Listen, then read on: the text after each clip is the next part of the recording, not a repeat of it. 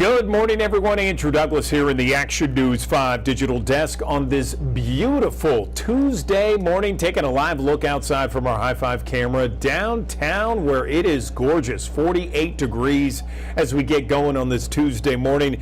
You can see it is going to be a great day today. A little chilly right now, but it's going to be warming up nicely. Of course, we'll talk more about the forecast coming up in just a little bit throughout the morning here on Action News 5 digital desk. We're glad you are with us right now. Let's talk about some of the top stories we are following at this time, and we begin with what happened yesterday and President Donald Trump visiting Memphis, touting what he calls a success of his Memphis Safe Task Force. He said there was a significant reduction in crime since the task force began 6 months ago. Governor Lee stood by the president, saying he remembers his biking as a kid in Memphis, watching neighborhoods change over the decades as families felt less safe over the years. Memphis city leaders, including Memphis Mayor Paul Young, said crime is beginning to trend down and it'll take longer to see lasting change.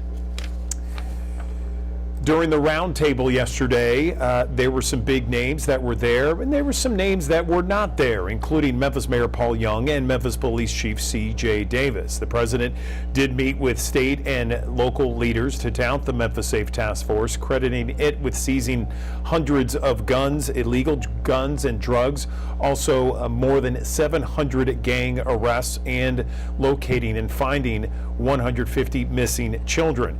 The president talked about the conflict in Iran, the partial government shutdown, and also paid tribute to FedEx founder Fred Smith, saying Smith personally pressed him to take on the crime issue in Memphis. The president also stopped by Graceland to check out Elvis's home and signed one of the replica guitars. The Action News 5 app has the latest on the president's comments, his visit, and reaction from local leaders and Mid-Southerners across the country. Let's go now to Holly Springs, Mississippi, where a woman is in jail after a dog seriously hurt a person in Holly Springs. Sandra Harris is charged with aggravated assault, manifesting extreme indifference of the value of a human life. Investigators say the attack happened back on March 3rd. Investigators say a woman was found badly injured in a ditch. Also this morning, Lake County, Tennessee quadruple murder suspect Austin Drummond is expected to appear in court any minute in Dyersburg. In fact, we're going to be waiting for that Dyersburg court hearing, and we will take it, at least a portion of it, live for you on the digital desk. He's accused of murdering 4 people from the same family, also leaving a baby stranded back in July. Drummond faces the death penalty ahead of his trial in May. Last month, De'Ara Sanders and Eric Wise Jr. accepted plea deals for helping Drummond escape, both agreeing to testify against Drummond. Memphis police are searching for the suspect they say shot at another car on the interstate. Officers say Sunday morning, 2 o'clock, the victim was driving east on I-40 and Germantown Parkway. That's when the suspect in a white sedan shot at them. Memphis police say before the shooting, both vehicles were seen at Dromedary and Mariner Cove. Officers ask if you know anything, please call or text Crime Stoppers. You can remain anonymous and be eligible for a reward. That number is 901-528-CASH. Osceola, Arkansas right now, where the city of Osceola is looking for a brand new police chief. Mayor Joe Harris Jr. fired Chief William Foster after a special meeting and a closed-door executive session with the city council. The mayor says city leaders have a duty to make residents feel safe, and when asked if recent shootings played a role, he said that wasn't just it. City has not named a new chief just yet. Right after the meeting ended, a police officer did quit in protest. The mayor says he wants to appoint a new chief as soon as possible. No timetable just yet. The U.S. Senate has confirmed Markwayne Mullin as the new Homeland Security Secretary. The Oklahoma Republican senator and close ally of President Trump was confirmed yesterday, 54-45. Mullin takes over after Kristi Noem had been moved to Special Envoy to the Shield of the Americas and after outrage over Minneapolis raids and mass deportations. Tennessee state lawmakers could decide this week on the expansion of the school voucher program. A House subcommittee is discussing the bill tomorrow. that would double how many people can apply for the program, allowing public school students to use the education fund to pay for tuition. The new bill would double the number of students to 40,000, costing the state over $100 million. Also, Memphis-made Tap Room is closing its doors. The last day it'll be open for business is Sunday, March 29th. This Sunday, the company released a statement on social media thanking everyone who has come and visited over the last several years. That it will continue to brew and distribute throughout Shelby County, so you'll be able to get Memphis-made beer around town for the foreseeable future.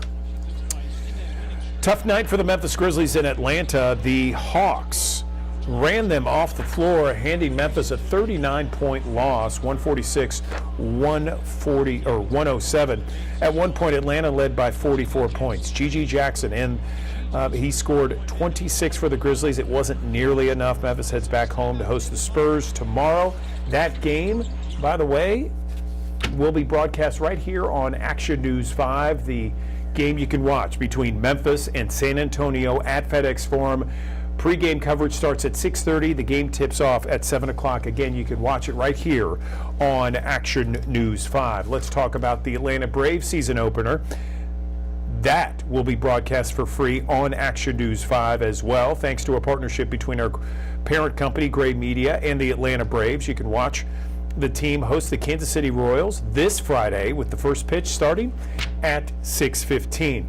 Also want to let you know of some breaking news here. A traffic alert in South Haven, Mississippi. There is a structure fire that is affecting traffic right now on Church Road between Pepper Chase and Ross Parkway. Please use caution in the area or find an alternative route if possible. But again, South Haven Police Department issuing this traffic alert just a few moments ago. A structure fire affecting traffic on Church Road between Pepper Chase and Ross Parkway. We're going to return in 1 minute on Action News 5's digital desk. Right now, another beautiful shot from our downtown High Five camera where it is 51 degrees on this Tuesday.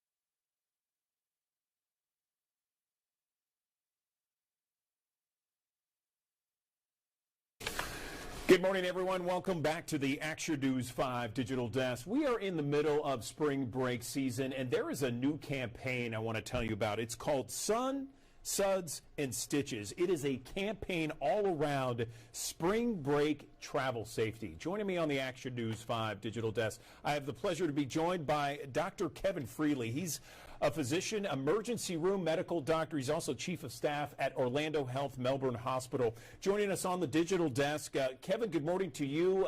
Tell me about this campaign and some of the pitfalls that are out there. Good morning. First, thanks for having me. Look, at Orlando Health, we're just trying to bring awareness to spring break safety tips.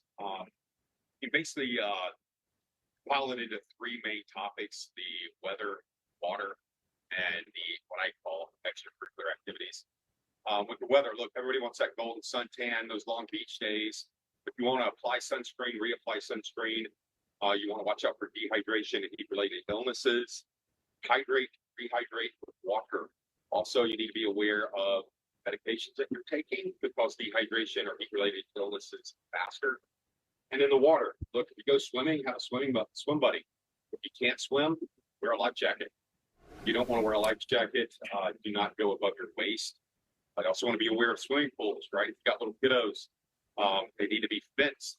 If they are not fenced, you need to assign an adult to those pools and those kids.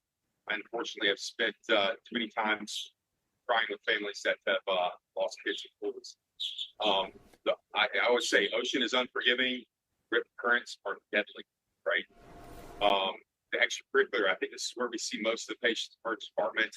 It's about those not necessarily great decisions. You don't want to go car surfing, climb balconies. You don't want to overconsume alcohol or drink and drive. You need to be acutely aware of traffic signs, speed limits, right? Biggest thing is just be smart and get home safe. Good advice there, Kevin. I know that there's a lot of preventable injuries. I call them unforced errors out there. From your perspective in the emergency room, where do you see the biggest issues? I mean, you're kind of right in the heart of spring break travel there, Orlando, on the coast there. You're at Cocoa Beach right now. I mean, what do you see most common where people could prevent these kind of injuries? Yeah, so I would say the most common are the dehydration, heat-related illnesses, swimming accidents, boating accidents, and motor vehicle accidents, which also are associated with sites, right? People overconsume alcohol and they stay out in the sun all day. Not a good idea. They swim and consume alcohol. Should not do that. You should also always have a swim buddy and an accountability partner. And then, of course, you don't want to drink and drive, right? You don't want to climb these balconies. You don't want to go car surfing. It's really not that cool.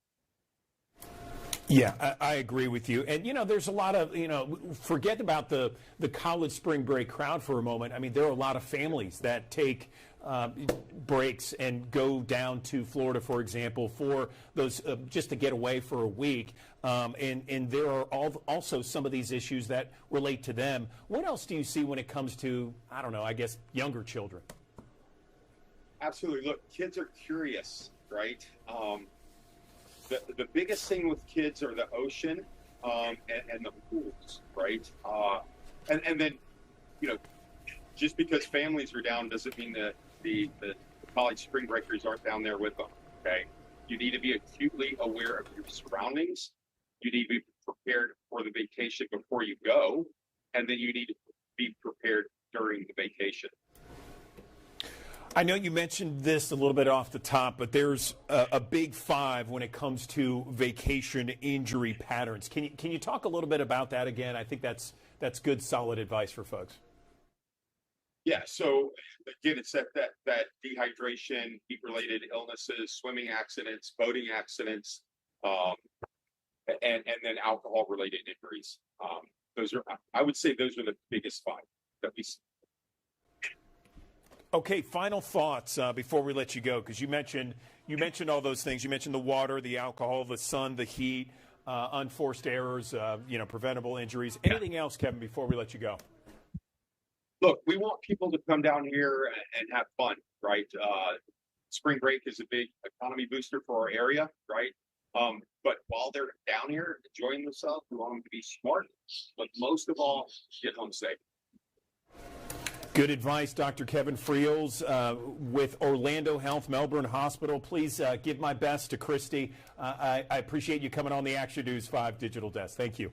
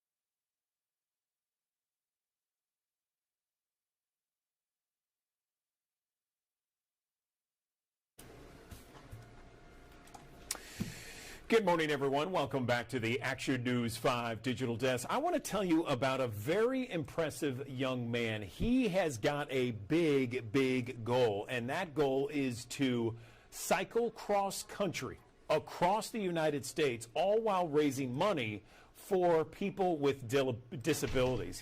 In fact, he's got a campaign going on right now. These are some pictures of this kind of campaign. It's called Journey of Hope, and he is a sophomore at the University of Mississippi. I'm happy to be joined on the Action News 5 digital desk by Nathan One.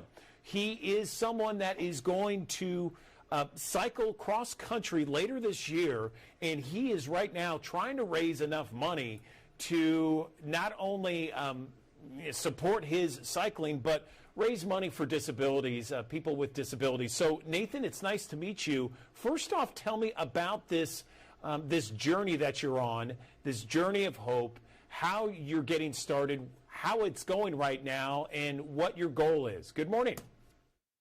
Good morning. Thank you so much, Andrew, for having me. So the Journey of Hope is our biggest philanthropy for my fraternity, Pi Kappa Phi at Ole Miss. The Journey of Hope is our philanthropy event that hosts every summer, which 50 to 60 Pi Caps around the world who sign up cycle across from all the way from San Francisco, California, and end at Washington, D.C. for people with disabilities. And we do this to raise awareness. And our philanthropy, this is hosted by the Ability Experience. That is our philanthropy. And our goal is to uplift the disability community through summer camp renovations, inclusive athletic events, and community outreach programs, and making meaningful relationships on the way. And my training has been going good. At first, when I started in October, I was really struggling just by cycling with 1 mile. But then as time went by with the Strava program that these coaches from the Journey of Hope gave me, I've been improving every day. And so I'm really grateful that to be part of this incredible mission for this as well.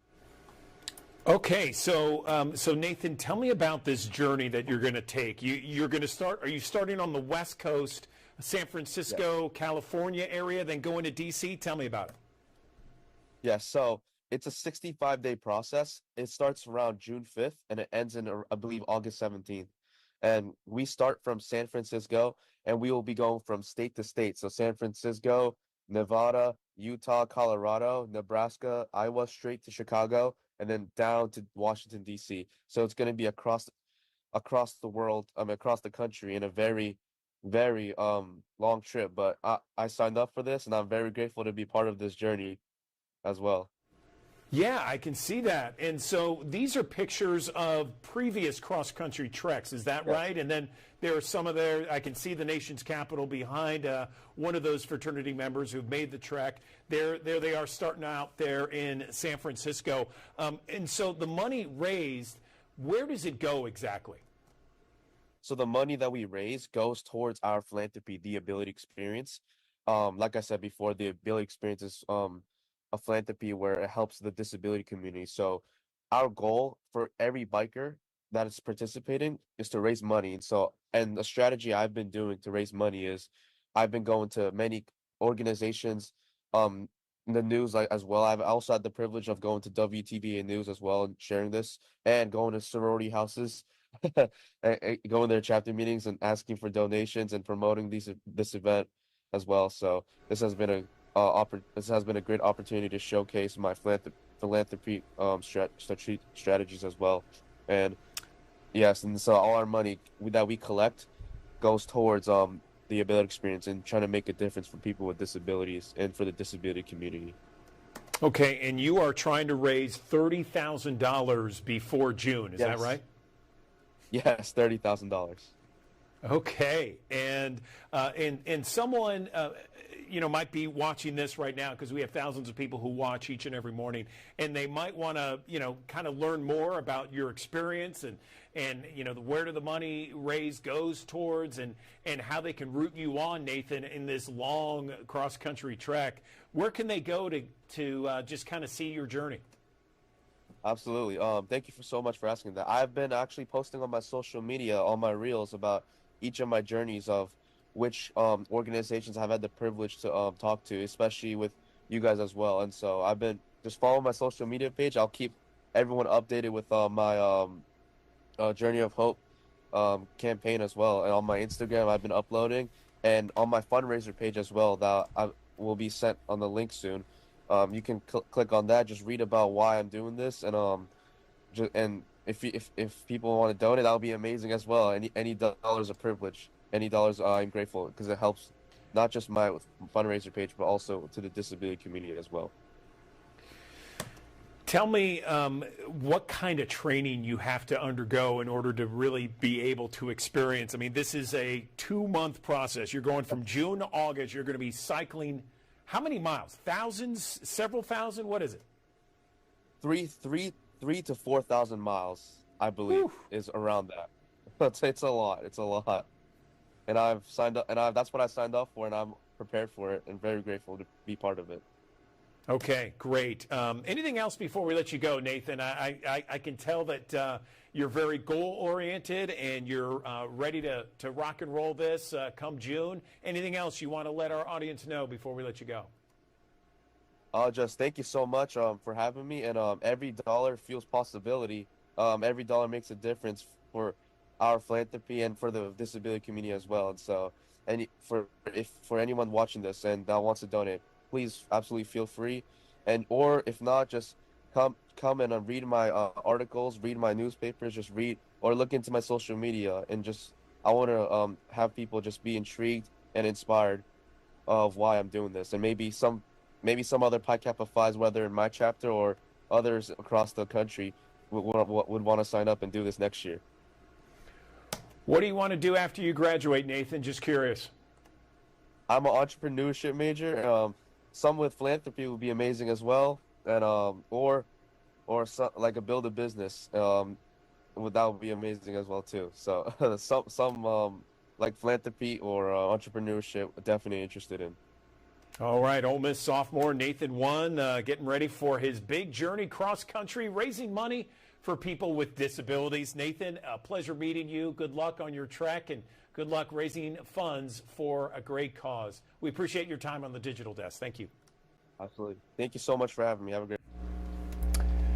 Okay, back here in the Action News 5 Digital Desk, this is a picture of a fire I was telling you about in South Haven, Mississippi. Structure fire. It's affecting traffic on Church Road between Pepper Chase and westbound Ross Parkway. In fact, here is a picture of westbound US 51 north of Church Road. You could see smoke everywhere and emergency vehicles, first responders there. This is the MDOT view of this area. Just a mess here, and smoke is everywhere. Again, this is pictures of this fire that is blanketing the area with smoke everywhere. South Haven, Mississippi. Again, it's affecting traffic. Church Road between Pepper Chase and westbound Ross Parkway. And again, this is MDOT. So a couple of different pieces of video here from this issue that's affecting traffic, this fire on Church Road between Pepper Chase and westbound Ross Parkway. Please use caution in the area. Use an alternative route if possible. And it's all coming from this area that you can see. Large plumes of smoke there in the sky in South Haven, Mississippi. We're going to take a short break. We're back with your forecast in 1 minute on Action News 5's Digital Desk.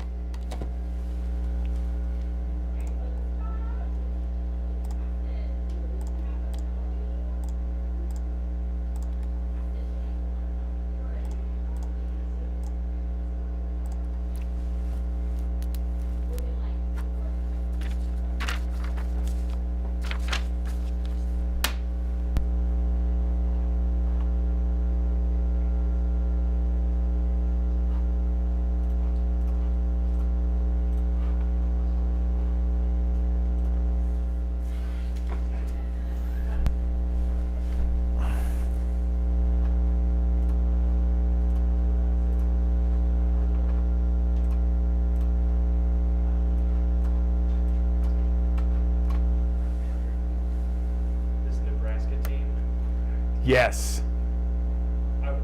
They were our first round matchup. Thanks for joining us here on the Action News 5 Digital Desk. I'm First Alert Meteorologist Patrick Ellis on the Super 7-day forecast. Got a couple of sprinkled chances in play here as we go through the course of your Tuesday. A high near 70 degrees as we go through the course of the day. Not a bad one, though, as we roll through here. You'll notice more clouds, though, on the increase in the next few hours. Also, a few of those showers shooting across the Mississippi River. So, again, increasing clouds.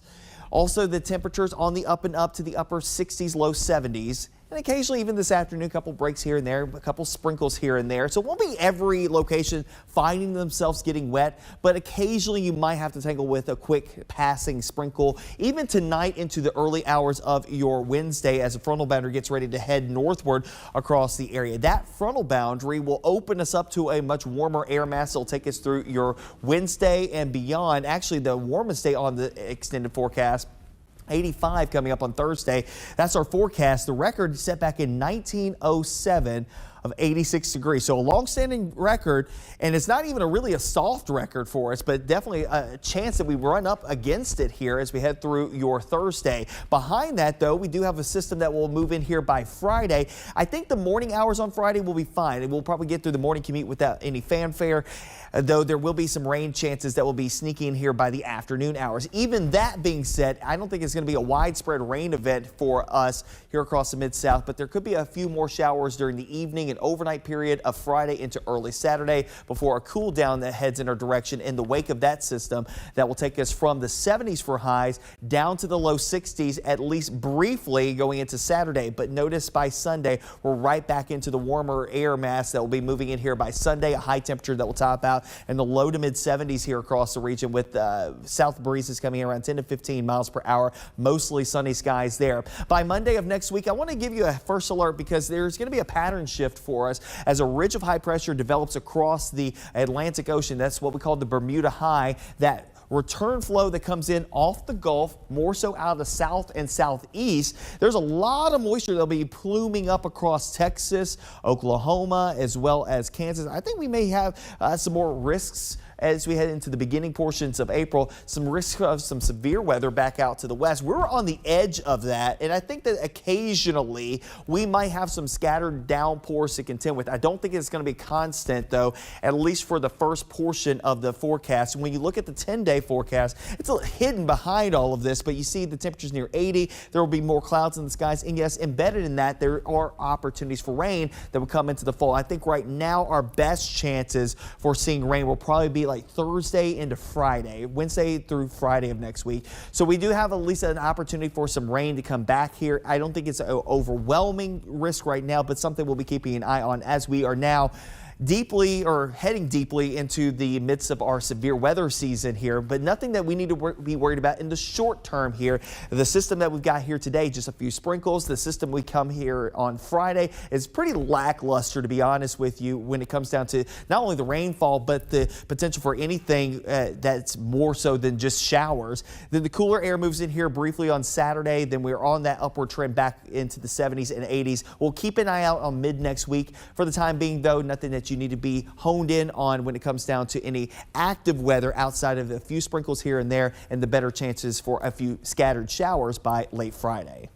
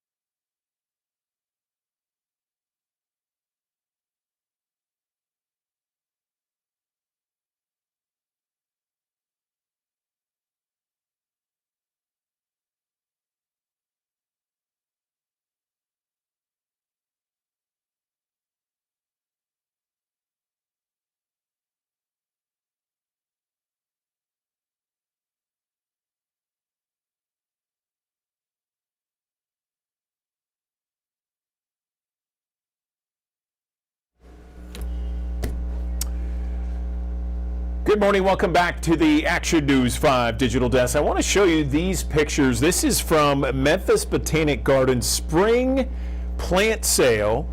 And it is back once again, and it is open to the public, and it is always a great time, kind of signifying that we are back once again in the spring season. I got Wyatt Peterson joining me on the Action News 5 digital desk. He's the greenhouse manager at Memphis Botanic Garden, a very, very important job there at Memphis Botanic Garden. How's it going over there, Wyatt? Good morning. Oh, it's going great. Good morning. This weather we've had recently is just outstanding. I mean, the blooms we've had, it's been a great few days here at the garden. Everything's really waking up and popping out. We're getting ready for this plant sale. We're very excited about it. So yeah, I'm going to go over a couple plants we have here, if you don't mind. Awesome. Go for it. So this is our old-fashioned bleeding hearts. It's putting on a show. I wanted to bring it out. I mean, look at these blooms. They hang upside down. They go along this here branch. A great show every year. It's a perennial, so you put it in the ground once and it always comes back. And that's like a part sun, part shade kind of plant. Now this is a full sun. This is our creeping phlox. It's also putting on a show for us. This thing, very tough plant. Put it in the ground, it's going to creep. It's going to fill up your garden. These beautiful blooms every year. So those are two things I'm pretty excited about. But we've also got a new event coming up as part of the plant sale. If you don't mind me going over that real quick. Let's hear it, bro. So we've got the preview party. So this is new. It is a 21 plus early access ticketed event. So that is going to be April 15th. That is 5 to 8 p.m. Like I said, you can, it's early access. Tickets are $25 for non-members and $20 for members. You get a cocktail, get to come in and browse the evening before the plant sales really start, and get early access to all of your favorite selection. So that's something we're really excited about. That's a Wednesday evening. So let me ask you this, because my understanding is that the spring plant sale for members only is on April 10th, and then it's open to the public April 11th and 12th from 9 until 4. Is that accurate? And again, tell me about the April 15th event. Here, I'll go over. That's not accurate, but that's okay. I'll go over what we've got this year. So April 15th, 5 to 8 p.m. is the preview party. We've got April 16th, 12 to 6 p.m. April 17th, 10 to 6 p.m. and 10 a.m. to 6 p.m. and April 18th, 10 a.m. to 6 p.m. Okay. Appreciate that. You're giving us the accurate dates there, so I appreciate that. Now, tell me, some of these pictures here that we got. This is from last year or previous years, right?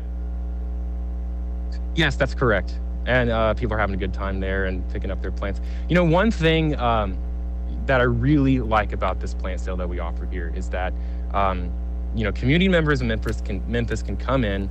They can talk to our horticulturists. Our horticulturists have selected this plant palette, everything being sold. It's stuff that works here in this region. And as you know, this is a tough region for some plants. We get some extreme weather. It's untimely weather and it is very extreme. So we're selecting plants that won't fail. They will work for you. They work in this region and they put on a great show for you. And more importantly, they fit into the Memphis palette. We have a beautiful city. We have a great canopy. We always have awesome azalea blooms everywhere. This stuff will fit into your lawn. It will look right. It will complement everything, and it will help the ecosystem and it will help the neighborhoods be more beautiful. I love that. I love that a lot, Wyatt. And again, I just want to push to your website to go over the different dates and how much things cost in order to go. There's a cost associated to the spring plant sale, is there not? There's a cost associated to the preview party. The preview party, again, is April 15th. It's 5 to 8 p.m. It is $20 for MBG members and $25 for non-members. And that's exclusive early access to all of our selections. Gotcha. And the 16th, 17th, and 18th, is there a cost there? No, not at all. Please come. Come for free. Yeah. Okay, and once again, give us the website so everybody knows. mbg.org is our main website. That's actually it's membg.org, and you can learn more about our plant sales, our dates, and all other upcoming events here at the garden. And I just want to say that everybody's patronage at this garden, it supports everything we do here, and we're really trying to grow a more beautiful Memphis. So all of your support, we really appreciate it, and it helps us very much. It helps the city. No question about it. One more thing, Wyatt, that I think gets overlooked a lot of times, and you just brought it up a moment ago, is the fact that there are experts there at the plant sale to kind of guide people on what would work best in any kind of setting in your garden, shade, lots of sun, that sort of thing, right? Yes, sir. Our expert horticulturists will be here to answer any of your questions and help you pick out the right plants for your space. Perfect. Wyatt Peterson, greenhouse manager of Memphis Botanic Garden, joining us on the Action News 5 digital desk, talking about the annual plant sale there next month in April. Of course, 15th is a preview, and then you got 16th, 17th, and 18th. You can go to MEMB. What is it again? MBG, right? MEMBG, yeah, MEMBG, like Memphis. MEMBG.org. It's kind of a mouthful. I know. Yeah. It's a tough one. Yeah, it's a mouthful. Listen, Wyatt, thanks so much. We appreciate your time on the digital desk. Thank you. All right, another live look from our High Five camera here on a beautiful, gorgeous day, 51 degrees, 9:37. We're back in 1 minute on Action News 5's digital desk. Wyatt, thank you, dude. I appreciate it. Take care of yourself.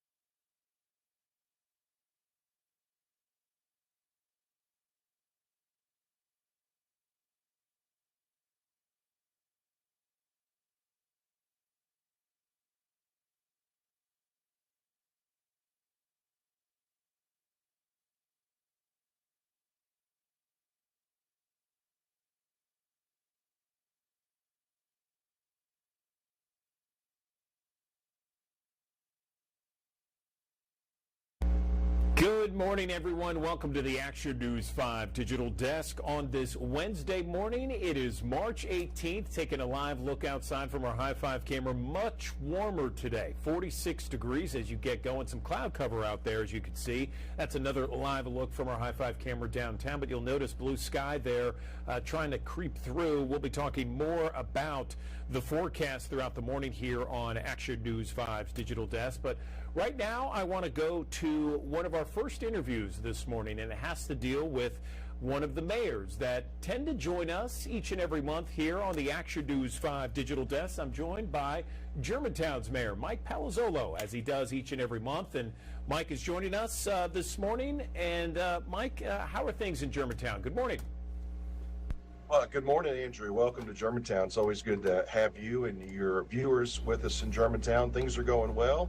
As you alluded, maybe the weather is beginning to turn. I think we had some snow flurries earlier this week, but I think bright skies and warmer temperatures are ahead of us. And we've got a lot going on in the month of March, and it's underway right now as we speak. We've got things that are being prepared throughout Germantown, in our cities and in our parks. And we're excited for folks to be able to get outside and enjoy some of those festivities in the city of Germantown, Andrew.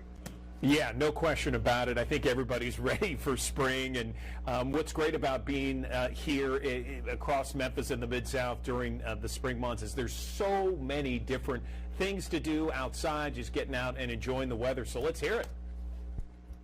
Well, we do. We have some Easter egg events coming up in Germantown, and many of our events are at the Bobby Lanier Farm Park in the heart of Germantown, near Old Germantown off of Cross Country. We have an after dark egg hunt for the kids. We also have a traditional egg hunt as well. All that information can be found on our city's website at www.germantown-tn.gov. Also later this month, we have our 55th annual Kiwanis Club Pancake Day. It's a tradition in Germantown like no other. Residents and visitors can come and enjoy pancakes made, sausage, coffee, juice, fellowship, fun, games, and all those proceeds go to support so many of the activities of the Kiwanis Club here in Germantown have to offer to all kids and folks in our schools as well. We also have in April, on April the 11th, we have our 5th annual Bluebird and Crawfish Festival, partnered with the Germantown Chamber of Commerce. We'll have live music at the Bobby Lanier Farm Park. You don't have to have a ticket to attend that event, but if you'd like crawfish, you will have to sign up ahead of time so there's enough for everyone to be able to participate. And again, you can find that information how to register on the city's website as well, Andrew. I love crawfish, so that might be something I need to check out there. All you can eat crawfish. Wow, that's that's very enticing. What else is happening? Well, the city, we also have some plans at Riverdale Park. A lot of our residents know Riverdale Park is the park that is near Riverdale School off of Neshoba. We have about a $1.7 million improvement to that park where we have added 80 plus parking lots and making it more safe for school pickup and drop off as well. We've built an interconnected parks or walk system through that park for people to be able to use it for exercise as well. We've added additional safety features for drainage. And we've added 3 pickleball courts. Now, those pickleball courts are still under construction. They're not open yet, and that'll be completed later on in the spring. But the park is open for users now, and once spring break concludes, those folks that use the park to pick up children at Riverdale will have a new amenity and a protected parking lot. So we're very excited about that here in our community as well, Andrew. Yeah, I know a lot of people are excited about that reopening and the different features that park has. And Bobby Lanier Farm Park, I think I've had that conversation with you before, Mike, how I feel like that is one of those hidden parks and hidden gems. I've spent a number of different occasions there in the past, and I've really enjoyed it. I think it's kind of a hidden gem in the city. It is a jewel, Andrew. It's one of the few suburban/urban working farms in the South. It's 10 plus acres. We have community farms there, community gardens where you can register and you can share in the produce that is planted. We have all kinds of activities. There's a barn, livestock. We have a back 40 as well that we also plant row crops. It's got many different activation activities. We've had Christmas lights there over the winter. We've had bluegrass. We've had music there. We've had live music.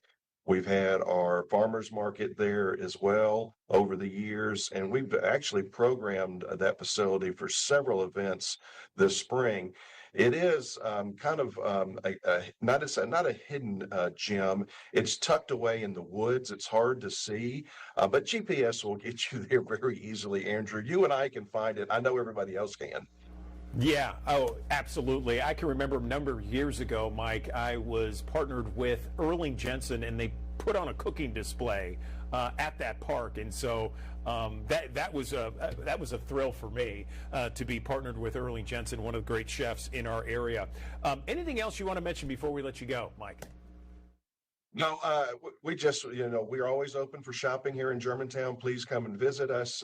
We are a very hospitable community, and we welcome all of those in the Mid-South to come to all of our fine shopping and dining in Germantown. Thank you, Andrew. You got it. And I just want to mention to everybody, the Germantown website is germantown-tn.gov for all the various events that you just mentioned on the digital desk. Mike, as always, appreciate you joining us each and every month here on the digital desk. Thank you very much, and happy spring to you.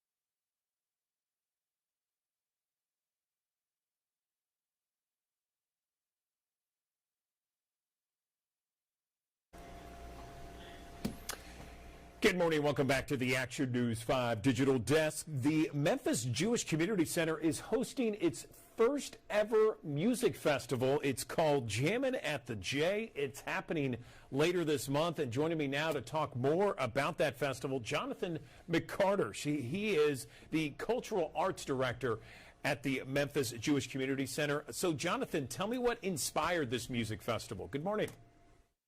Hi, Andrew. Thank you so much for having us.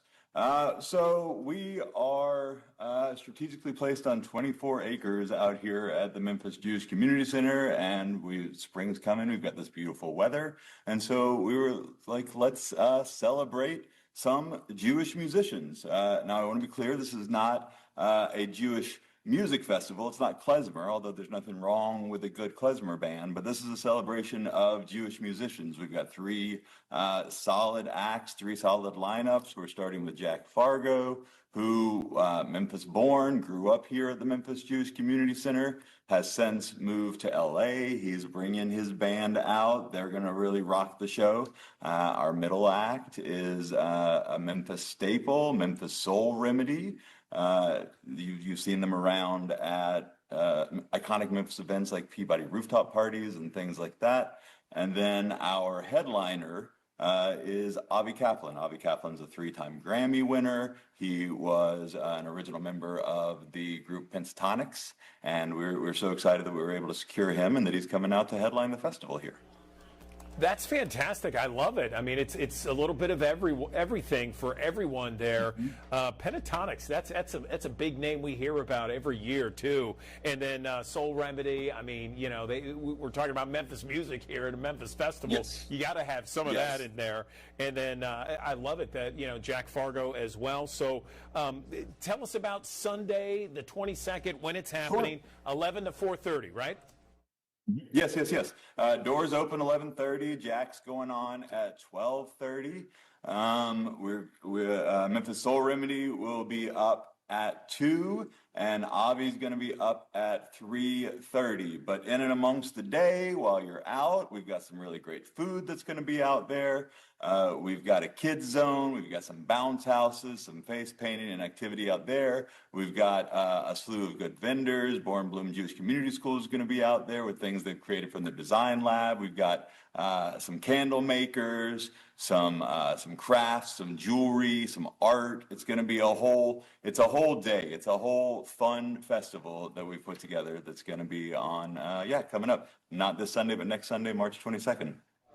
It sounds fantastic. So let's talk about tickets, how people can get them, and how many people do you expect to have for the festival? Sure. We've got plenty of room. We're sitting at a good number of tickets right now, being about 10 days out from the festival. Tickets, I've seen an uptick in ticket sales, but we've still got space. We're still welcoming patrons. You can go to our website, jccmemphis.org. You can see access to tickets there, or you can call our front desk, 901-761-0810, secure tickets there. You can also get tickets day of, but buying early, it never hurts. Exactly. No, understand that. How much are tickets? Tickets are, well, we've got two price ranges. We've got our community price, which is $30, and membership pricing is $25. That's for 13 and up. If you are 4 to 13, then tickets are $15 and $20, and 4 and under are free. I want to be clear that all of our programming is open to the community. You don't need to be Jewish to come and see the program here. Our membership base is a wide array of Jewish and non-Jewish members, and so we always have community pricing, so that you can come out and see what our programming is all about. Absolutely. That sounds fantastic. Jonathan, amazing stuff here. I can't wait for the concert. It sounds fantastic. Anything else before we let you go?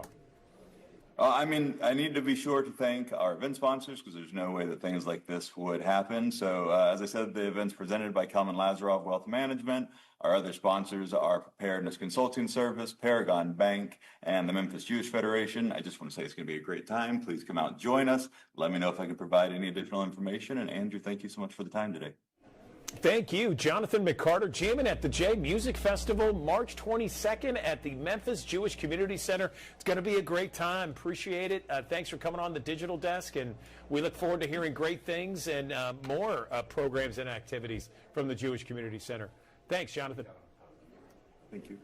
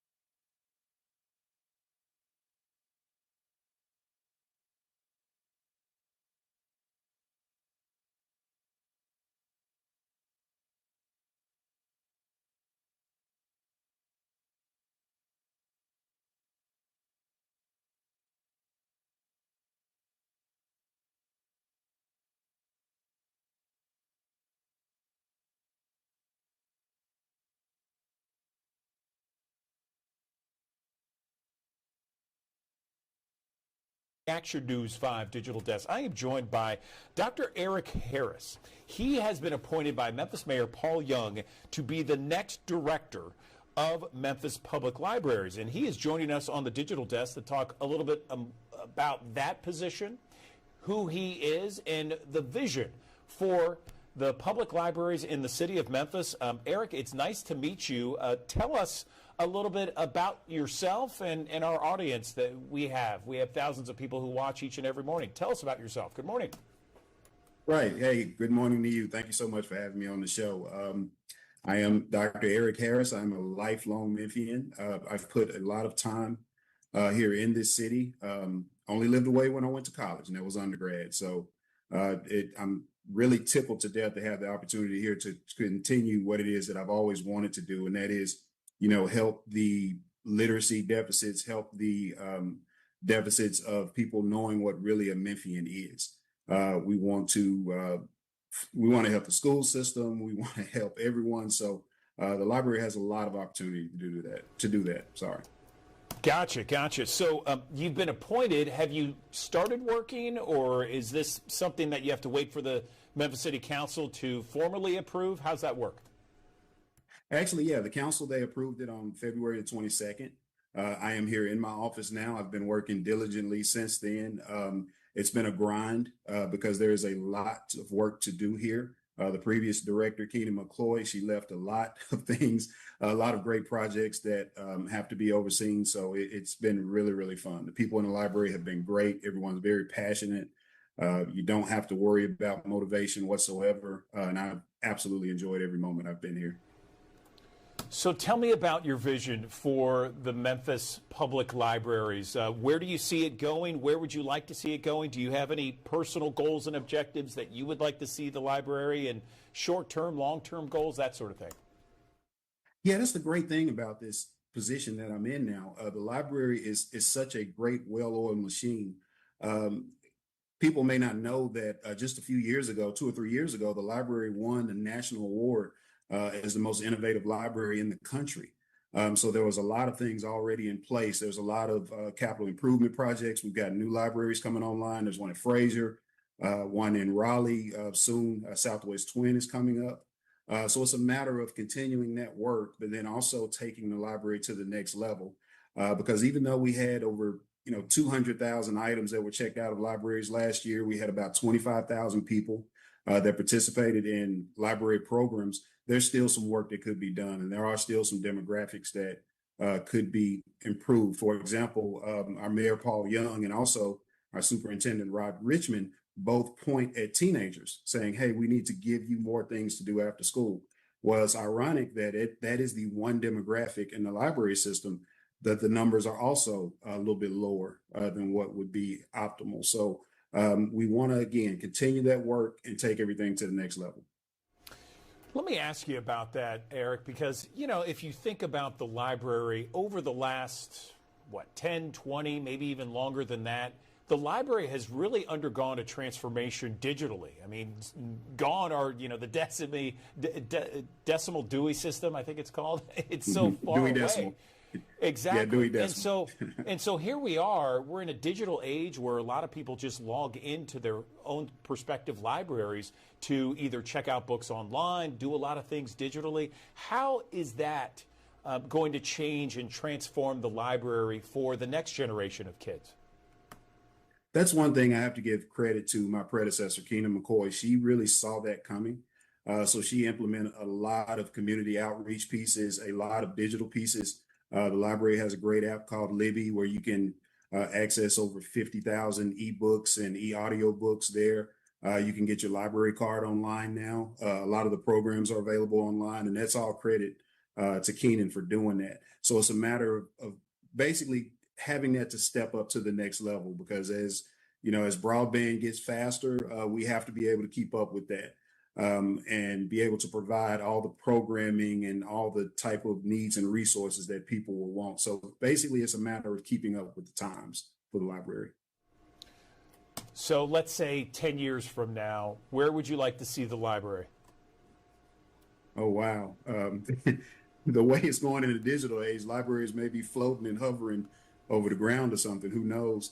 But I just like to see the library being a common place for every single home in the Memphis area, to where if there's a need, that people go to the library first.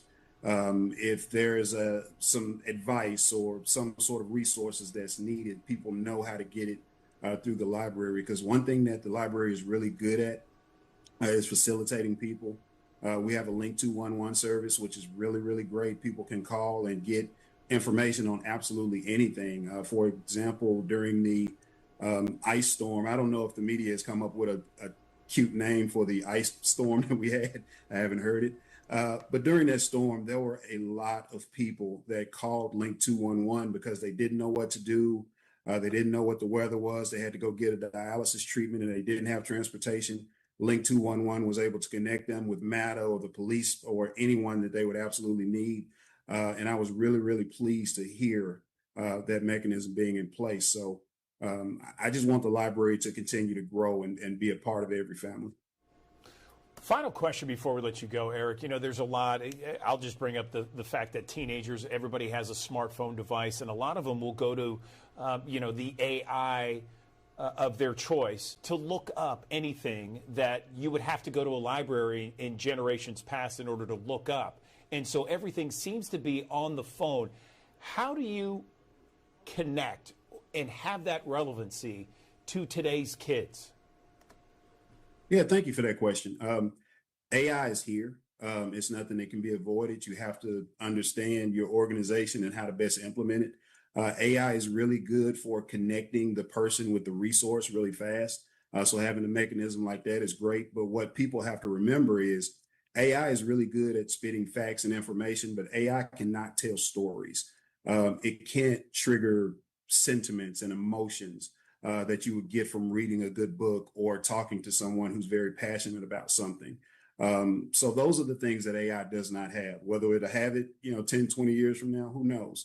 But those are the things that the library is able to provide through our human services. So we're fine with AI connecting it to a resource that we have. But if people really want to get the lowdown on it, they're going to have to talk to one of our fabulous librarians. Dr. Eric Harris, Director of Memphis Public Libraries, joining us on the Action News 5 Digital Desk. We really appreciate the breakdown, some of your goals and objectives, and the difference between the library of today and what it used to be. We wish you all the best and much success in the future, Eric. And please come back on the Action News 5 Digital Desk anytime you want to tell us about something new that's happening at the library. We appreciate your time. Thanks for joining us here on the Action News 5 Digital Desk. I'm First Alert meteorologist Patrick Elson on the Super 7-day forecast. Got a couple of sprinkled chances in play here as we go through the course of your Tuesday. A high near 70 degrees as we go through the course of the day. Not a bad one, though, as we roll through here. You'll notice more clouds, though, on the increase in the next few hours. Also, a few of those showers shooting across the Mississippi River. So, again, increasing clouds. Also, the temperatures on the up and up to the upper 60s, low 70s. And occasionally even this afternoon, a couple breaks here and there, a couple sprinkles here and there. So it won't be every location finding themselves getting wet, but occasionally you might have to tangle with a quick passing sprinkle. Even tonight into the early hours of your Wednesday as a frontal boundary gets ready to head northward across the area. That frontal boundary will open us up to a much warmer air mass that will take us through your Wednesday and beyond. Actually, the warmest day on the extended forecast, 85 coming up on Thursday. That's our forecast. The record set back in 1907 of 86 degrees. So a long-standing record, and it's not even really a soft record for us, but definitely a chance that we run up against it here as we head through your Thursday. Behind that, though, we do have a system that will move in here by Friday. I think the morning hours on Friday will be fine, and we'll probably get through the morning commute without any fanfare, though there will be some rain chances that will be sneaking in here by the afternoon hours. Even that being said, I don't think it's going to be a widespread rain event for us here across the Mid-South, but there could be a few more showers during the evening and overnight period of Friday into early Saturday before a cool down that heads in our direction in the wake of that system that will take us from the 70s for highs down to the low 60s, at least briefly going into Saturday. But notice by Sunday, we're right back into the warmer air mass that will be moving in here by Sunday, a high temperature that will top out in the low to mid 70s here across the region with south breezes coming in around 10 to 15 miles per hour, mostly sunny skies there. By Monday of next week, I want to give you a first alert because there's going to be a pattern shift for us as a ridge of high pressure develops across the Atlantic Ocean. That's what we call the Bermuda High. That return flow that comes in off the Gulf, more so out of the south and southeast. There's a lot of moisture that'll be pluming up across Texas, Oklahoma, as well as Kansas. I think we may have some more risks as we head into the beginning portions of April, some risk of some severe weather back out to the west. We're on the edge of that, and I think that occasionally we might have some scattered downpours to contend with. I don't think it's going to be constant, though, at least for the first portion of the forecast. When you look at the 10-day forecast, it's hidden behind all of this, but you see the temperatures near 80. There will be more clouds in the skies, and yes, embedded in that, there are opportunities for rain that will come into the fall. I think right now our best chances for seeing rain will probably be like Thursday into Friday, Wednesday through Friday of next week. So we do have at least an opportunity for some rain to come back here. I don't think it's an overwhelming risk right now, but something we'll be keeping an eye on as we are now heading deeply into the midst of our severe weather season here, but nothing that we need to be worried about in the short term here. The system that we've got here today, just a few sprinkles. The system we come here on Friday is pretty lackluster, to be honest with you, when it comes down to not only the rainfall, but the potential for anything that's more so than just showers. Then the cooler air moves in here briefly on Saturday. Then we're on that upward trend back into the 70s and 80s. We'll keep an eye out on mid next week. For the time being, though, nothing that you need to be honed in on when it comes down to any active weather outside of a few sprinkles here and there and the better chances for a few scattered showers by late Friday.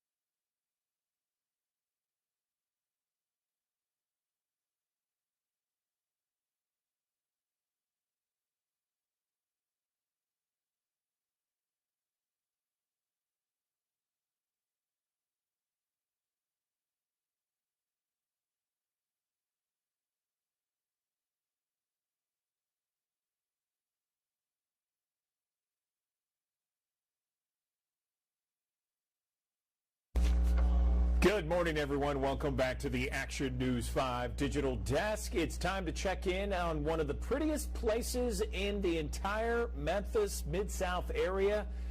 Jenna Harris is at Memphis Botanic Garden right now to talk about tulips at twilight. It sounds like an amazing event for adults, right? Good morning. Good morning. Yeah, we're excited to bring y'all out here and see all of our beautiful tulips that are starting to bloom right now. We have a lot of things going on with our whole season of bloom. Tulips at Twilight is going to be one of those. At the rate the tulips are going, it might be strings in the spring, or our tulips. Mother Nature is coming in just a little bit earlier than we expected. So right now our tulips are in full bloom. This weekend is going to be a fantastic time to be able to come out and see those. The weather's looking great for that. You can come out, see the tulips in full bloom before we get that little shot of cold weather. There'll still be tulips a little bit later in the spring. But again, we've got all of the different things that are starting to bloom. The great thing about being here in the garden is that every day it's beautiful. It might not be exactly what we expected when we expected it, but there's always something blooming and something looking fantastic out here. It really looks amazing, Jenna. I mean, those tulips just look gorgeous. Tell us exactly where you are at the Botanic Garden. Yeah, so this is what we're calling Tulip Terrace. This is back across from the Japanese garden near our Blecken Pavilion area. And historically, this hillside has been covered with daffodils. A lot of those are already done blooming. They come out a little bit earlier in the spring, in the late winter, early spring. And so this year, as a part of a big celebration of bloom, we've planted tulips all throughout the garden. This is one of the largest concentrations of tulips in the garden, is Tulip Terrace. And for tulips at twilight, and they'll be playing beautiful string music as the sun is setting, you can purchase a meal and be able to be here out in the garden, enjoying your dinner and some cocktails while the band is playing the music back here within the. Okay, so this is April 3rd, right? So this is April 3rd from 6 until 8 o'clock? Can you hear me, Jenna? Uh-oh, I think we lost you. There you go. Okay, Gotcha. good. Good. I was going to say, this is April 3rd from 6 until 8 o'clock, right? Yes, this is going to be April 3rd. So again, our tulips might be done by that point, but everything else will be blooming and beautiful, and we'll be able to enjoy the garden space as everything is blooming. Right now we're waiting on those cherry trees to pop. We'll have our cherry blossom picnic coming up here in a couple of weeks, which is one of our favorite times at the garden. It's one of our kind of our kickoff of spring here at the garden, and we'll be able to enjoy that as well. So it's looking like you're going to be able to see everything blooming at one time out here before we hit into those southern favorites with our azaleas and some of the other things that'll be blooming throughout here. And if people want to see just more information on various events that you guys happening throughout the spring and summer months, give us the web address one more time. Yep, you can visit our website at membg.org. You can go on there. That'll have all of the information about all of our upcoming events. We've got our Sunday Garden Club classes. So if you want to learn a little bit more about gardening and how you can make your yard look like this as well, you can come to some of those. And then all of the other things we have coming up, and the links for the tickets will be on there as well. Okay, Jenna Harris, appreciate you as always, and the beautiful 96 acres at Memphis Botanic Garden. Thank you so much.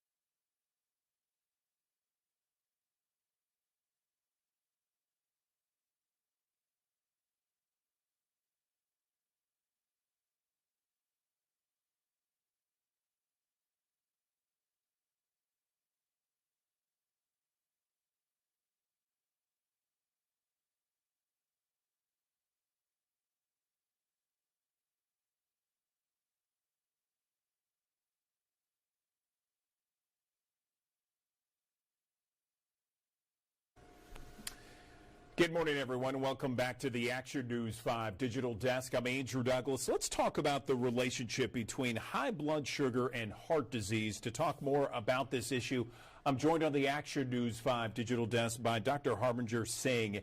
He is a cardiovascular and thoracic surgeon with St. Francis Hospital. Harbinger, thank you so much for joining us. So tell me a little bit about the direct correlation between high blood sugar and heart disease. Good morning. Hi, good morning. Thank you for having me. Yeah, there's definitely a correlation of high blood sugar and vascular disease, cardiac disease, and also all the vessels in the body. Chronically elevated blood sugar will cause irregular changes in the vascular system, and eventually, over time, the amount of blood flow that comes through these vessels that brings the vital oxygen and nutrients will be diminished. And this will cause problems with the organs they supply or the muscles they supply, etc. So, for all of those people out there, how do we, one, measure blood sugar, and two, how do we bring it down? Well, people who have diabetes or at risk for diabetes, or even the general public, should see a primary care doctor regularly. Those that are at risk for diabetes or have type 2 diabetes or type 1 diabetes should see more often. The labs that are generally checked on the blood panel include the fasting blood sugar, which reflects the short-term level of your blood glucose, the hemoglobin A1C, which reflects a 3-month period of your overall blood glucose level. And you can even check fasting insulin resistance, which is associated with type 2 diabetes. So you can check fasting insulin levels. Right. So how do we do that? Well, your primary care doctor will order these labs. Diabetics should be going every 3 to 6 months. The A1C will reflect how you've been handling your blood sugar over the last 3 months. The fasting blood sugar is just you don't eat the night before, after midnight, get your blood drawn in the morning and kind of see where your blood sugar ran overnight and into the morning. And then fasting insulin levels is the same thing that you would fast, get your blood drawn. If your circulating free insulin levels are high, that means you have what's called insulin resistance and you're a type 2 diabetic and you're not efficiently managing your blood sugar. What do you see with your practice where people make the biggest mistakes when it comes to blood sugar and this relationship between blood sugar and heart disease? Well, I think there are a number of factors. People say they may eat healthy, but they may have trouble with portion control. Certainly their food choices. Like your previous guest mentioned, you want to avoid the simple carbohydrates, which are seen in refined foods like cakes, pastries, white bread, pasta, etc. Complex carbohydrates are fine, and those are mostly seen in vegetables. So you would like to lean towards fiber and lean protein. So people make dietary changes that aren't in their favor. They also eat fried foods, or the way they prepare the food can make a difference. And I think a lot of people need to increase their activity levels. It's recommended you have 150 minutes of moderate activity or exercise per week. All good advice. I mean, portion control, eat more fruits and vegetables for fiber, more activity. What else can we do, doctor? You have to control your weight, especially for type 2 diabetics. And portion control, food choices, and activity all tie into that. The one thing we can't control is our genetics, but all these other factors are lifestyle factors that we can control. Anything else you want to mention before we let you go? Perhaps signs, symptoms, warning signs, that sort of thing? Yeah, people do develop some signs and symptoms they may not recognize. They're frequently much more thirsty. They urinate a lot more frequently. Increased fatigue, headaches, blurred vision. These can all be signs that your blood sugar is not in control. Also, wound healing. If you develop a small injury and it takes a long time to heal, diabetes affects our immune system and our ability to heal. So those may be signs. Very good. All right. All good information here. Final thoughts before we let you go. Well, it's a prevalent disease in our society. 10% of people have it. The incidence is increasing, and it really needs to be on our radar for everyone to keep track of your blood sugar and see your primary care doctor regularly. All right, Dr. Harbinder Singh, we appreciate you joining us on the digital desk. Appreciate these these factoids that you're telling us about when it comes to blood sugar, blood control, and ways to prevent heart disease. Thanks for your time. Appreciate you having me on.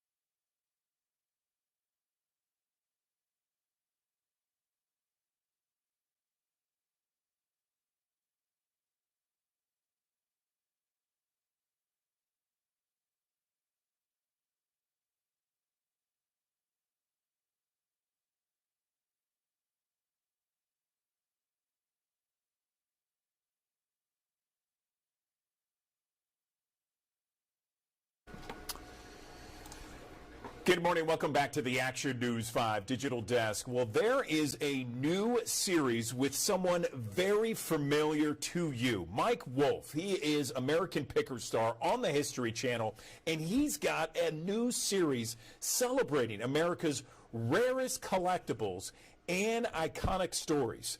And he is the host, the executive producer of this new series.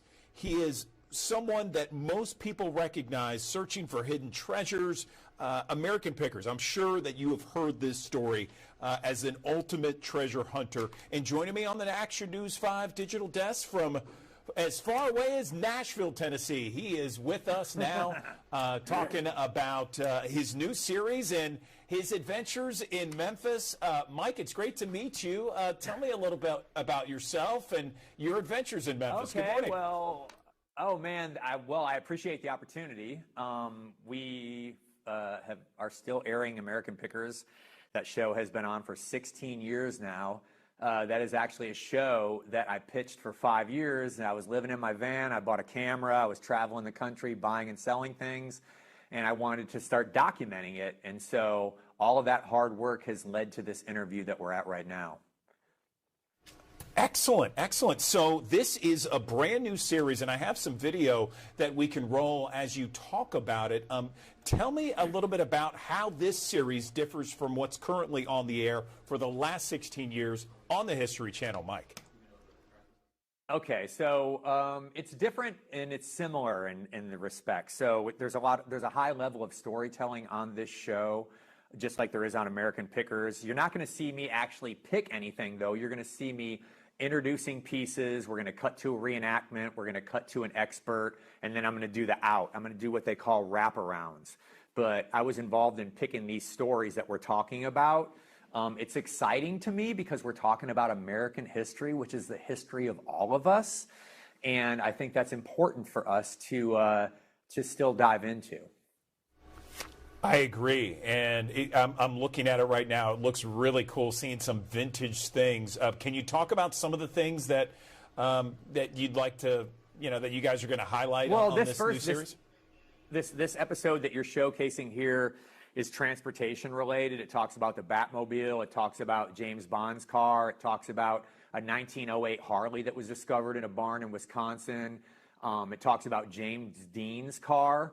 But that's just one episode. Each episode is themed. There's 8 episodes. So we're going to be talking about anything from space-related stuff to electronics to sports-related things. There's just a huge gamut of what we're covering on the show. But the exciting thing about this show is we're talking about how it was found, who found it, and then we're showing what it realized at the end of each piece. That's one of the things that a lot of people have always been curious about on American Pickers is they're like, I see you guys buy this stuff and I see what you pay for it, but we never see the end result. This show changes that.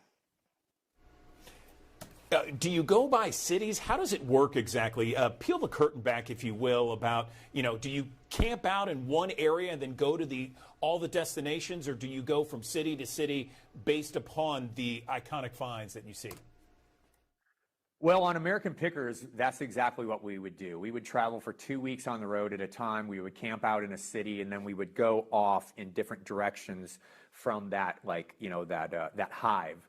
But on this show, we actually filmed 8 episodes in 4 days in my warehouse in Columbia, Tennessee. What you're seeing me walk past right there, that's actually my stuff. That's a warehouse full of my collectibles. It's a 1947 Chevrolet dealership that I'm walking through there. That is so cool. I love it. I love it. And so you're right down the road from us here in Memphis and the Mid-South. Anything that we can talk about that you perhaps found that's a little bit related to the Memphis area? Well, I mean, we did a show there with a guy, I can't remember his name. He runs for mayor every year. He threw flour all over Frank and I when we were Prince Mongo. Mongo? Prince Mongo was the guy's name. You know that guy? Of course. Everybody knows him. Yeah. He's an alien. Well, we did a from the show with planet him, Zamunda. and we bought some oh my gosh, we bought some great historic signs from record stores that were in Memphis. You know, Frank and I used to drive around Memphis 25 years ago and go into neighborhoods where there were a lot of buildings that weren't occupied and try to find out who owned the building so we could buy the neon sign off the front of it. You know, so we've been at this for a very long time, and I love Memphis, man. I mean, obviously I'm a music fan, but you know, it's really the people, just like any place else. The people have so much to be proud of there, and you can feel that. I couldn't agree with you more. 1,000%, Mike. I appreciate it. Okay, so let's talk for our audience how people can watch this, when they can watch this, so we can bring up those numbers. Okay, so it's 9/8 Central on the History Channel on Sunday. There's going to be 8 episodes, and the first episode airs this Sunday, 9/8 Central on History. Excellent. Mike Wolf joining us on the Action News 5 Digital Desk. Thanks so much for giving us the update here on your one and only greatest picks and this new show. And congratulations on all your success. I mean, 16 years having that long of a tenure of one show is fantastic. So way to go. And hey, listen, you love Memphis. We love you back. So we appreciate your time, Mike. Thank you. Thank you. Thank you for the opportunity.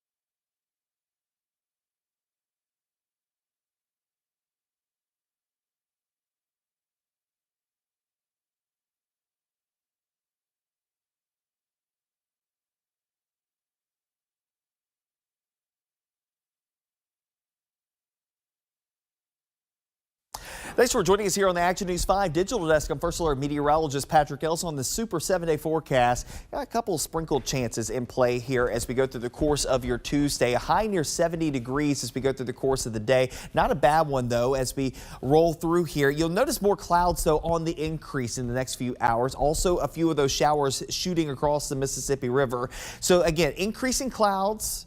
Also, the temperatures on the up and up to the upper 60s, low 70s. And occasionally, even this afternoon, a couple breaks here and there, a couple sprinkles here and there. So it won't be every location finding themselves getting wet, but occasionally you might have to tangle with a quick passing sprinkle. Even tonight into the early hours of your Wednesday as a frontal boundary gets ready to head northward across the area. That frontal boundary will open us up to a much warmer air mass. It'll take us through your Wednesday and beyond. Actually, the warmest day on the extended forecast, 85 coming up on Thursday.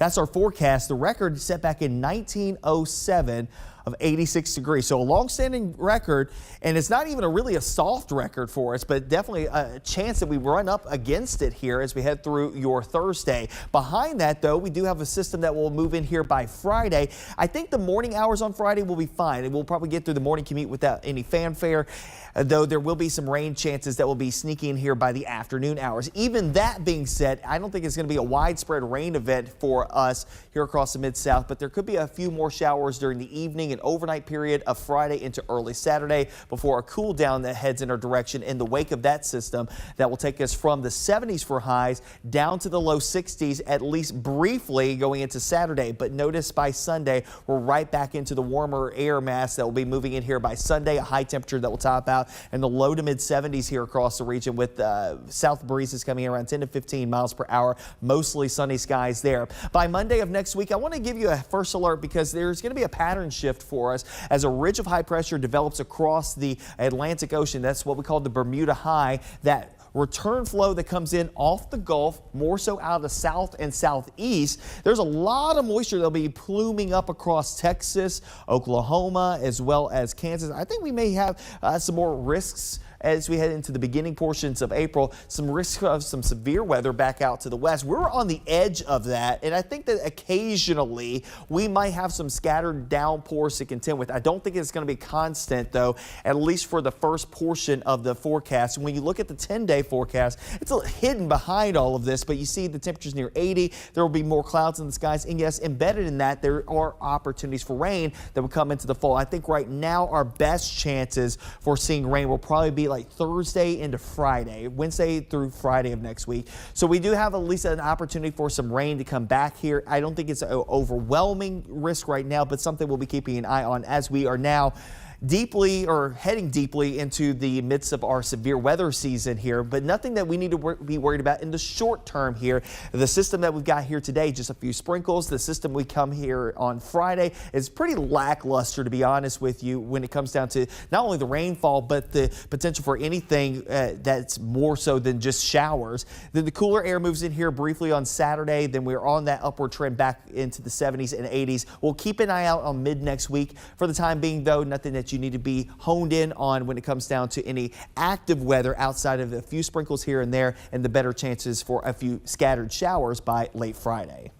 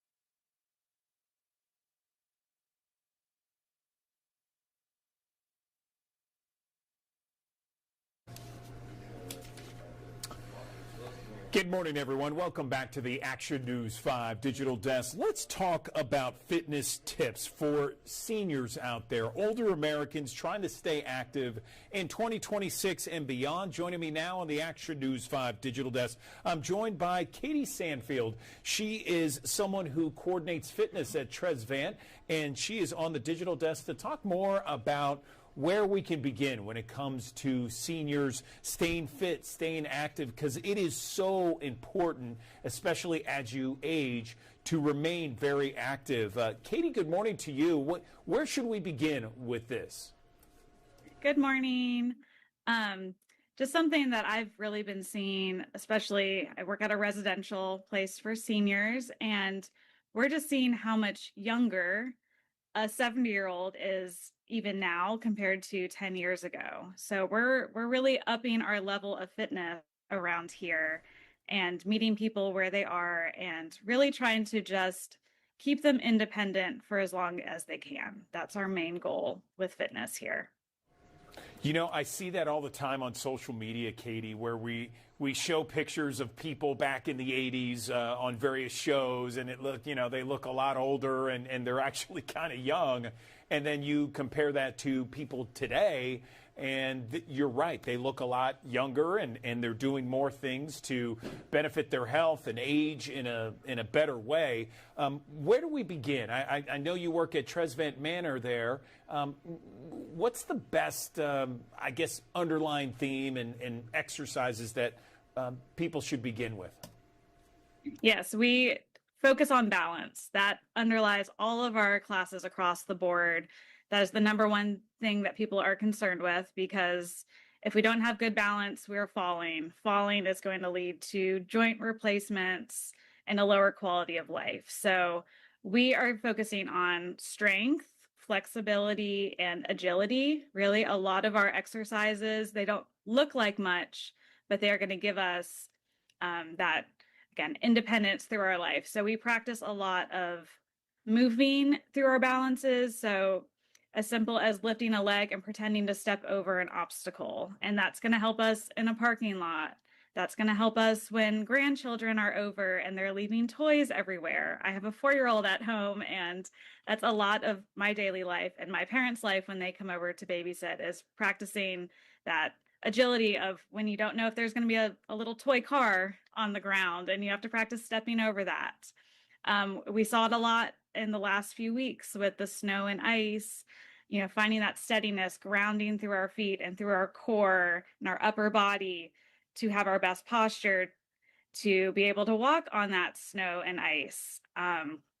In all of our classes, any senior class that anyone's going to go to across the board, whether it's at a residential place like Tresvent, or if you're just going to the gym, taking a silver sneakers class, they're always going to offer a chair. That's pretty much standard across the board.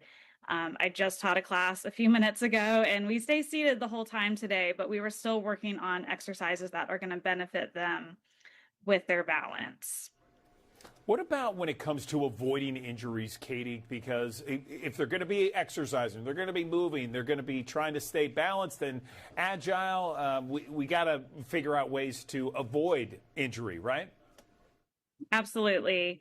A little soreness is okay. Anytime you're going to try a new exercise or a new class, you're going to feel a little soreness. And that just means you're working muscles that haven't worked in a little while.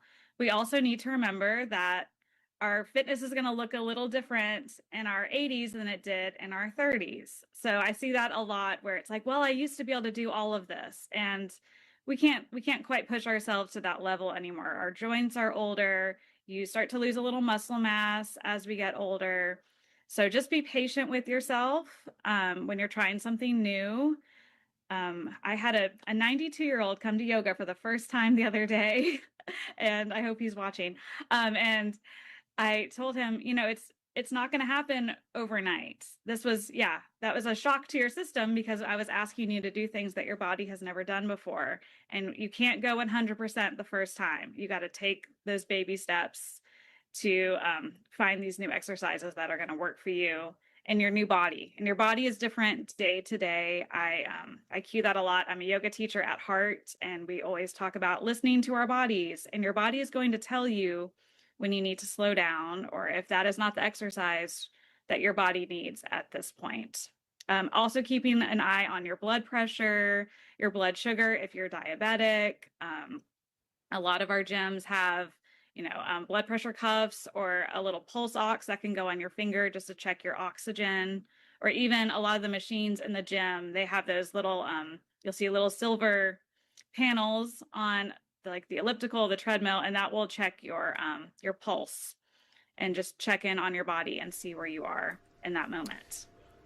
So with exercise, there's always the discussion of diet. Let's talk about diet when we talk about seniors and exercising and staying active.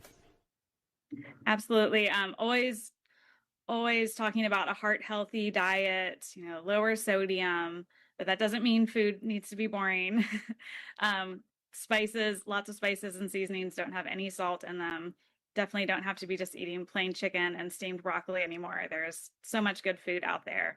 I also talk about hydration a lot. I'm a millennial. I come from the generation where we are glued to our water bottles all the time. So during my classes, I try to tell everyone, remind people, okay, let's pause here, get a drink of water. A lot of people are worried about overhydrating and needing to leave to go to the bathroom, and that's always fine. Always, again, listen to your body. If you're thirsty, drink that water. The water is going to lubricate to your muscles, help them heal from being sore. Finally, can you talk about how important community and friendship is as we age? Yes. The class I was just talking about, I have a 9:15 class every morning, and we get about 20 people in that class consistently, and they are the same ones that are coming every day. And that accountability of your friends, they will remind you like, oh, I didn't see you in class. Like, we were worried about you when you don't show up. And a lot of times, I have a 5-minute delay on class because we're all socializing, we're all catching up, inviting each other to dinner. And that really keeps people coming back day after day. Because a lot of times, especially if you're retired, you're not getting out as much. That might be the only time you get out of your house all day is to attend a fitness class. And that's just such a great community. And that's my favorite part of teaching seniors. My son is like a second grandchild to them, so they all want to hear about what's going on in my life. I want to know what's going on with their grandchildren. It really creates a beautiful community that feels like a family. I appreciate that, Katie. Anything else you'd like to add before we wrap this up? Again, just talking about how much younger our seniors are these days, and to really respect them and to meet them where they are. And it is so great to hear, hey, we want a harder class. We just started a program of weightlifting for seniors because, they're doing their research, they're online reading articles, and, seeing that we need to keep building muscle to keep maintaining our healthy lifestyle. And, but yeah, and just if you're watching this and you're a senior and you're scared to go into class, please don't hesitate to go. People are always saying, oh, I don't want them to look at me. But people are so wrapped up in what they're doing, what's going on in their body. I promise they're not even looking at you. And you're going to make a new friend if you go. All right, Katie Stanfield joining us on the Action News 5 Digital Desk. We really appreciate these tips, Katie. Thank you so much, and thank you for all that you do for the wonderful people there at Tresvent Manor. Appreciate your time. Yeah, thank you so much.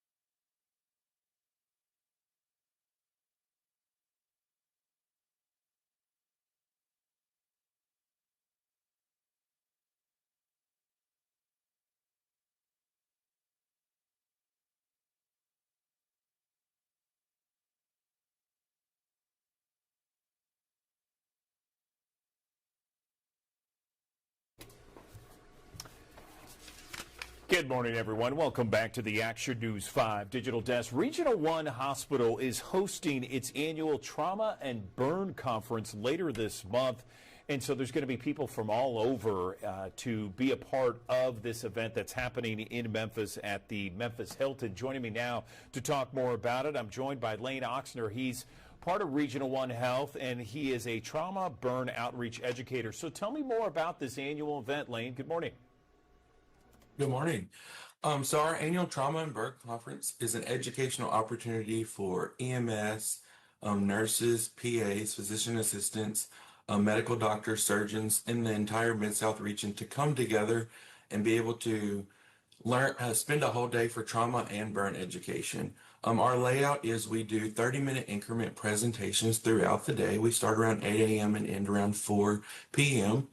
And we are able to cover lots of different educational topics that will help these people go back to their smaller communities and be able to provide the accurate and good trauma and burn care to help those patients out. Okay, and so this is March 26th at the Memphis Hilton. And how many agencies and various affiliations are coming in? Is it a wide swath, and is it outside our region, nationally or regionally? Absolutely. So we estimate we'll have approximately 300 attendees this year, which is growing from last year. This is our third annual conference, so we're just getting back started with Regional One Health hosting this event. Last year we had 250 register with around 215 attendees show up at the door and check in. This year our goal is to hit 300, which would be amazing.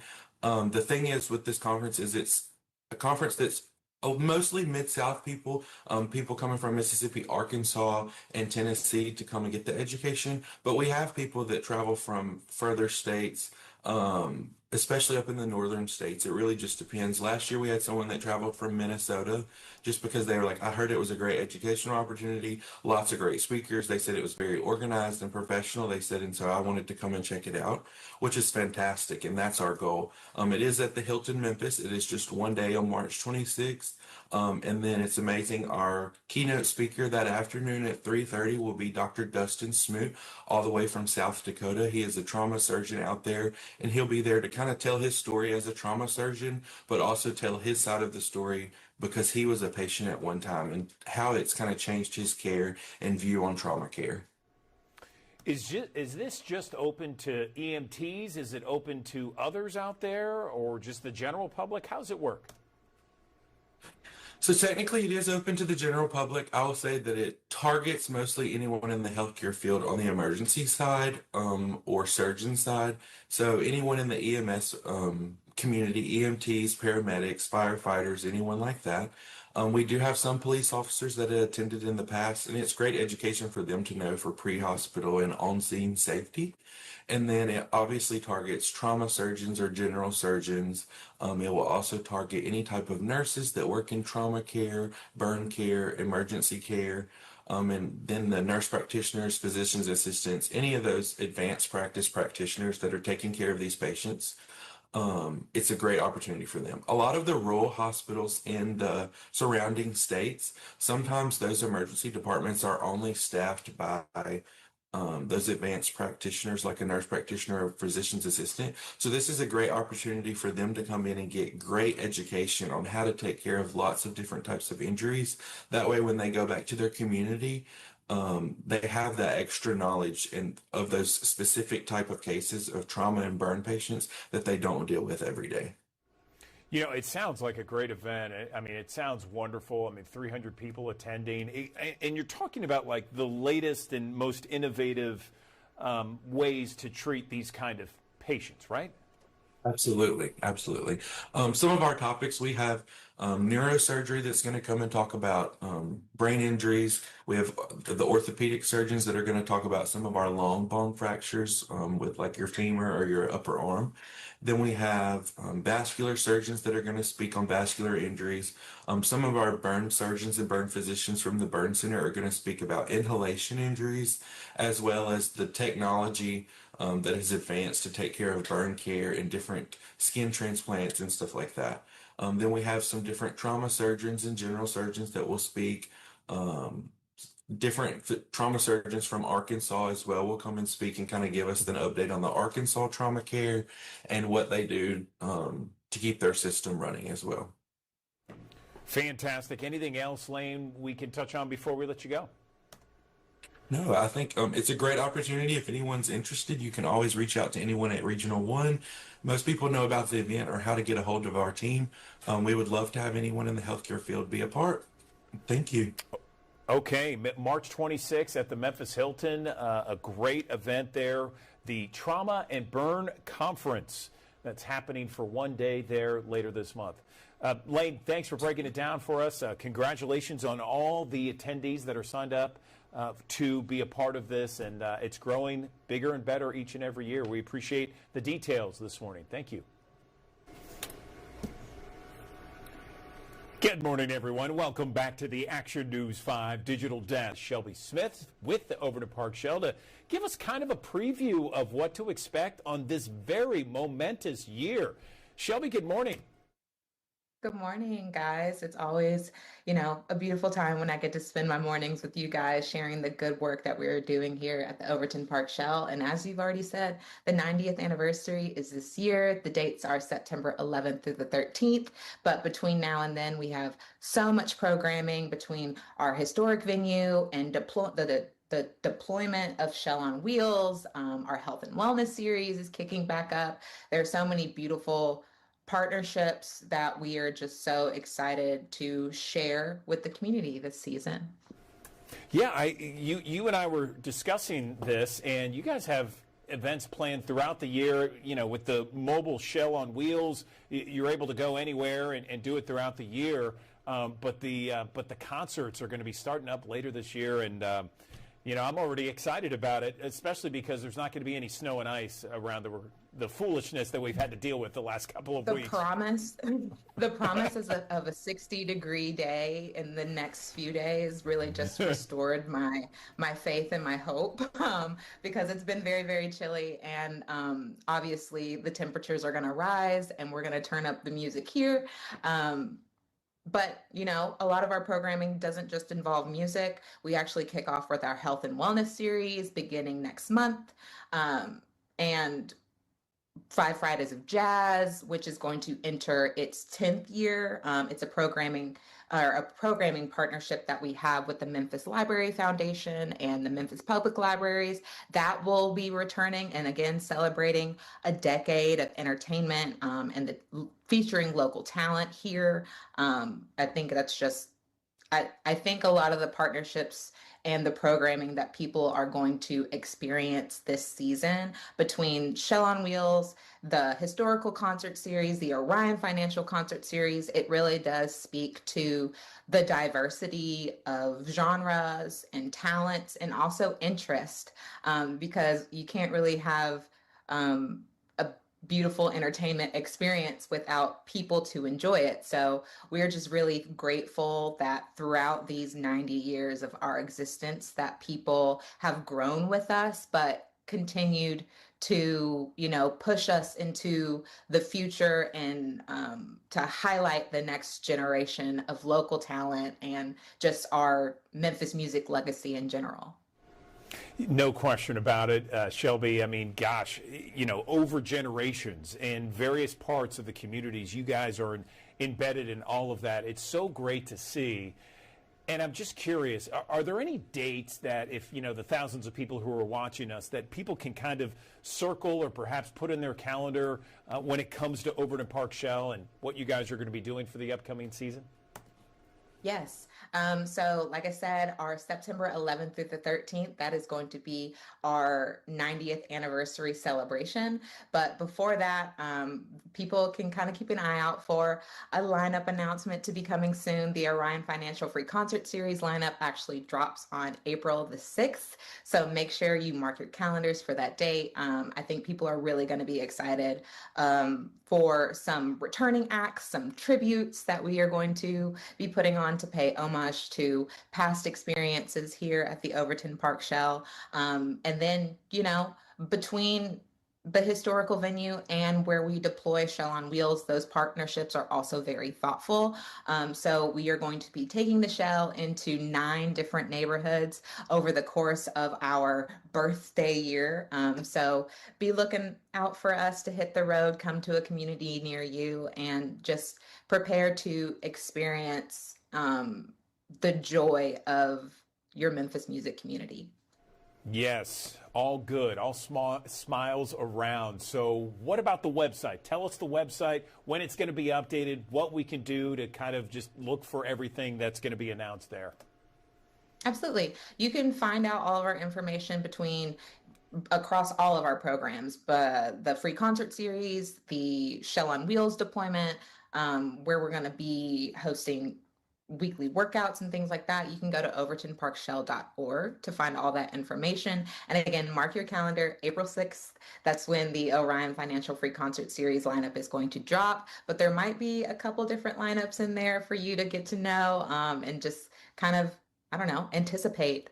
But before the Orion Financial Free Concert Series kicks off, we are actually in partnership with Mempho Presents. So the first concert of our season technically will be Shell Days on April the 17th and the 18th. So plenty, like I said, plenty of music, plenty of partnerships, plenty of programming. Overtonparkshell.org is where you get all that information, and hopefully maybe whether you want to come out and just experience a show or actually partner with us, we are very open to opportunities just to get even more people involved to make it a larger celebratory experience for everybody.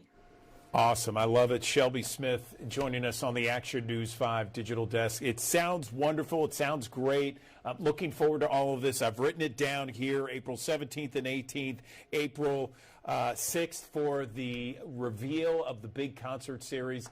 Final thoughts that you wanted to mention before we let you go. I know overtonparkshell.org is the web address. Yes. I guess final thoughts would be the arts community here is booming between music, actual, sculpture, art, like across the art or the creative community. Memphis is really thriving right now. We are so excited for our partners over at the Metal Museum to move in. We're very excited to see the next era of the Brooks as it moves downtown. There are so many amazing venues and studios doing incredible work. I know a lot of people watched the Grammys over this past weekend, and Memphis was a highlight for many people, and just embrace what's going on in the city, and just be prepared for a future of more entertainment opportunities. Memphis is on the come up, so just be on the lookout for us.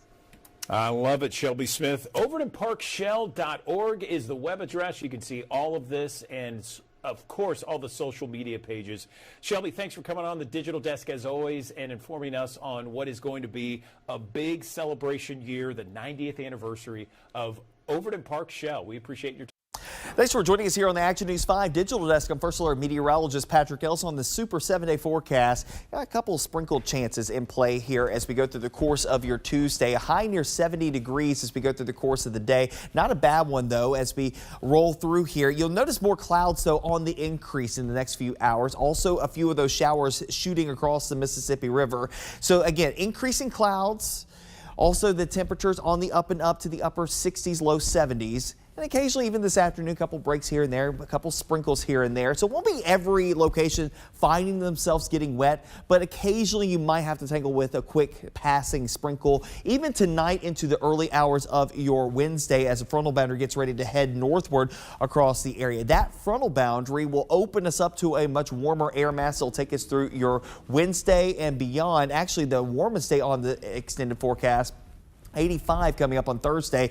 That's our forecast. The record set back in 1907 of 86 degrees. So a long-standing record, and it's not even really a soft record for us, but definitely a chance that we run up against it here as we head through your Thursday. Behind that, though, we do have a system that will move in here by Friday. I think the morning hours on Friday will be fine, and we'll probably get through the morning commute without any fanfare, though there will be some rain chances that will be sneaking in here by the afternoon hours. Even that being said, I don't think it's going to be a widespread rain event for us here across the Mid-South, but there could be a few more showers during the evening and overnight period of Friday into early Saturday before a cool down that heads in our direction in the wake of that system that will take us from the 70s for highs down to the low 60s, at least briefly going into Saturday. But notice by Sunday, we're right back into the warmer air mass that will be moving in here by Sunday, a high temperature that will top out in the low to mid 70s here across the region with south breezes coming in around 10 to 15 miles per hour, mostly sunny skies there. By Monday of next week, I want to give you a first alert because there's going to be a pattern shift for us